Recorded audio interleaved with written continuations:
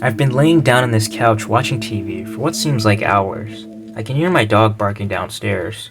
I glance up at the wall clock. It's 9 o'clock already, and I still haven't had dinner. My parents are out for the night, so I'm home alone with the maid. My stomach grumbles, and I decide that it's time to have dinner. I turn off the TV, and as I slowly get up on my feet, all the lights go out.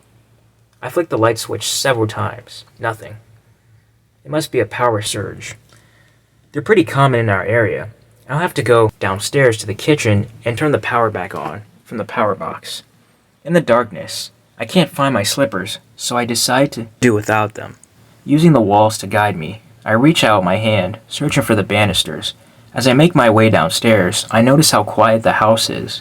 I don't hear my maid's radio or even my dog barking. Nothing.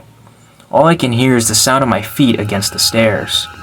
The house is absent of any light or sound. My house suddenly feels unfamiliar, and I feel lost. Unable to see or hear anything, my fingers tighten. They grasp around the banisters to prevent myself from feeling completely disoriented.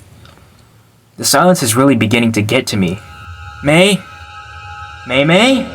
I call out to the maid, just wanting something to break the silence. No response. The silence is unnerving, and the creepypastas I've been reading have made me paranoid. My head darts from left to right, searching for any signs of a monster or serial killer. I use the wall to guide me, and slowly make my way to the kitchen. My chest tightens as I begin to pick up on the smell of raw meat. The smell gets stronger with every step. Fear swells in my chest with every breath that I take, and my heart begins to pound harder and harder. It's natural for a kitchen to smell like meat.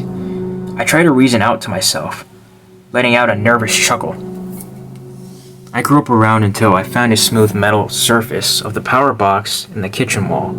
I open the hatch and place my fingers on the master switch. I hesitate. I can feel my heart hammering in my chest. Do I really want to turn the lights back on? Horrific possibilities of what I could see race through my mind. I take a deep breath and flick the switch. The lights blaze on, and I'm blinded for half a second. My eyes quickly adjust to the brightness, and I stop in horror. At the sight that beholds me, my heart feels like a leading weight in my chest. My dog's corpse lay in the corner of the kitchen. His body is a mangled mess, and he looks as though he has been savaged by a pack of wolves. He lays in a pool of his own blood, eyes wide open, and his mouth agape. His innards are emptied out in the puddle of blood, littered with his shiny black fur. The smell is sickening. A set of bloody footprints, if you can even call them that, led straight from his body to the maid's room. The footprints were vaguely human, but were large, far too large to belong to one. Their shapes were contorted, twisted almost beyond recognition. The door to May's room is closed. There's a set of bloody claw marks on the door, perfectly complementing the footprints by her door.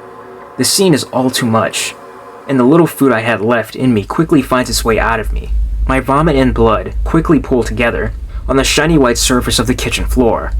I run out of the kitchen, into the living room, and up the stairs. The house is as quiet as when I came down, but I can hear the pounding of my heart to accompany the sound of my footsteps. Tears of fear and swell in my eyes, clouding my vision. I run into my room and close my door and dive under my blanket. My breathing is fast and heavy. Beads of sweat stream down my face as I stare at the door. My mind is so overcome with fear that all I can do is stay put and await my fate. I'm expecting the door to be brought down any moment. Second pass. Nothing. Minute pass. Nothing. After a while, it begins to seem odd that nothing has happened, but I decide that it would be best to just stay put. It's not long before I start to feel sleepy. My eyelids start to droop. With every passing minute, I get sleepier and sleepier. I try to fight back, knowing that staying awake is a matter of life or death. My efforts are in vain. I doze off. I am jerked awake by the sound of my parents' car pulling into the garage. It's still dark, so it must be very early in the morning. My heart suddenly lightens, and I leap out of my bed. It was all just a bad dream. I run downstairs and hug my parents, and we could all have a good laugh at the ridiculously frightful nightmare I just had. I flick on the lights and my heart freezes. From the door, there is a set of bloody footprints that circle my bed, disappear under.